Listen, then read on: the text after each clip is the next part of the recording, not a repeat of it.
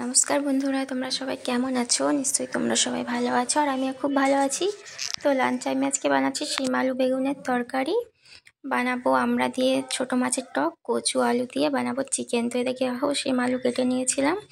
তো প্রথমেই আমি শিম আলুটা বানিয়ে নিচ্ছি। তো পেঁয়াজ দিয়ে দিয়েছিলাম, তো তারপরে দিয়ে দিলাম শিম আলু বেগুন সব একসাথে ভাজা ভাজা করে নিলাম। এখন আমি এর মধ্যে 1 চামচ মতো মশলা বাটা দিয়ে দিলাম, আদা রসুন জিরে লঙ্কার পেস্ট। আমি সবসময় এভাবে পেস্ট বানিয়েই সবজি বানাতে থাকি, এটাতে সবজিগুলো খুব খেতে টেস্টি হয়। গুঁড়ি মশলা দিয়ে আমি খুব কম বানাই। তো দেখো এদিকে আমি মশলা দিয়ে পরিমাণ মতো হলুদ লবণ দিয়ে আবারও ভালো করে মশলা দিয়ে কষিয়ে নিলাম। শিম আলু বেগুনটা দিয়ে দিলাম, একটা টমেটো, আবারও ভালো করে মশলাটা কষিয়ে নিলাম। তো দেখো এদিকে মশলাটা আমার কষানো হয়ে গেছে, শিম আলু প্রায় কষাতে কষাতে একটু সিদ্ধও হয়ে গেছে অর্ধেকটা। দেখো এদিকে কালার কি সুন্দর এসছে সবজিটা, টমেটো গলে গেছে। তো শিম আলু বেগুন সব ভালো করে মশলাটা কষিয়ে নিয়েছিলাম। এবার আমি এর মধ্যে একটু পরিমাণ মতো জল অ্যাড করে সেদ্ধ করে নেব। শিম আলু এই টাইমে খুব ভালো লাগে খেতে, শিম পোস্ত, শিম আলু, বিশেষ করে নতুন আলু উঠবে তখন খুব ভালো লাগবে। তো এদিকে দেখো মশলাটাতে একদম ভাজা ভাজা হয়ে গিয়েছে। শিম আলু সব অর্ধেক সেদ্ধ এখানেই হয়ে গেছে। তো পরিমাণ মতো জল দিয়ে এটাকে আমি 5 থেকে 10 মিনিট মতো সেদ্ধ করে নেব। এভাবে শিম আলু রান্না করলে খেতে খুব ভালো লাগে, তোমরা এভাবে বানিয়ে দেখবে, খেতে খুব ভালো লাগবে।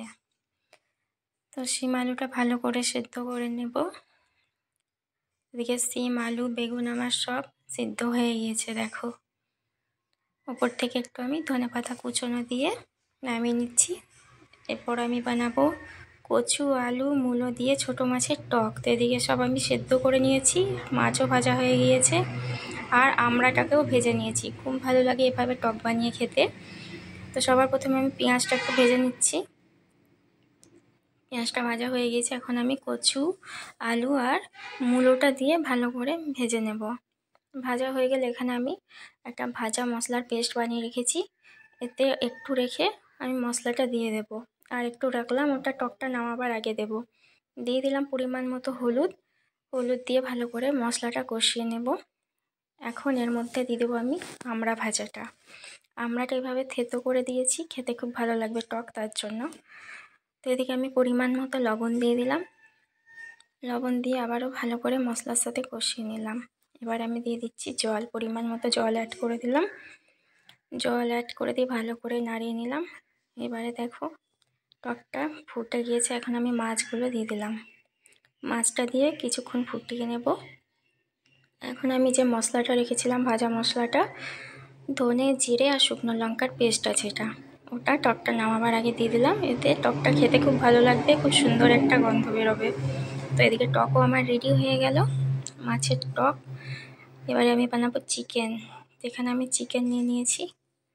প্রথমেই আমি আলুটা ভেজে নিচ্ছি, তেলের মধ্যে আলু দিয়ে দিয়েছি, আলুটা ভাজা হয়ে গিয়েছে। এবার আমি দিয়ে দিচ্ছি পেঁয়াজ। পেঁয়াজটা দিয়ে আবারও ভালো করে লাল লাল করে ভেজে নিলাম। এর মধ্যে আমি এবার দিয়ে দিলাম মশলার পেস্ট। মশলা দিয়ে ভালো করে একটু নাড়িয়ে নেব। দিয়ে দিলাম পরিমাণ মতো হলুদ দিয়ে আবারও মশলাটা ভালো করে নাড়িয়ে নিচ্ছি।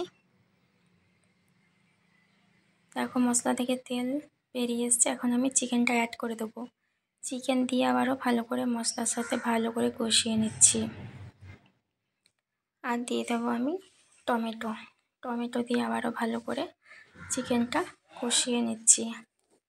দিয়ে দিচ্ছি পরিমাণ মতো লবণটা দিয়ে আবারও ভালো করে কষিয়ে নিলাম। এবার এর মধ্যে আমি যে ভেজে রাখা আলুটা দিয়ে দেব, আলুটাও দিয়ে দিলাম। তো বন্ধুরা, তোমাদের যদি আমার এই রান্নার ভিডিওটি ভালো লেগে থাকে তো লাইক করো, কমেন্ট করে জানাও যে কেমন লাগলো, আর অবশ্যই সাবস্ক্রাইব করতে ভুলো না। তো এদিকে দেখো চিকেন রেডি, কষা হয়ে গেছে। এখন আমি পরিমাণ মতো জল দিয়ে দিচ্ছি। পরিমাণ মতো জল দিয়ে ভালো করে ফুটিয়ে নেব চিকেনটা, আর আলুটা ভালো করে সেদ্ধ করে নেব। তো দেখো এদিকে ফুটে গিয়েছে চিকেন, আমার চিকেনের ঝোল। দিয়ে দিলাম ধনেপাতা কুচি। তো আজকের মতো টাটা, বাই বাই।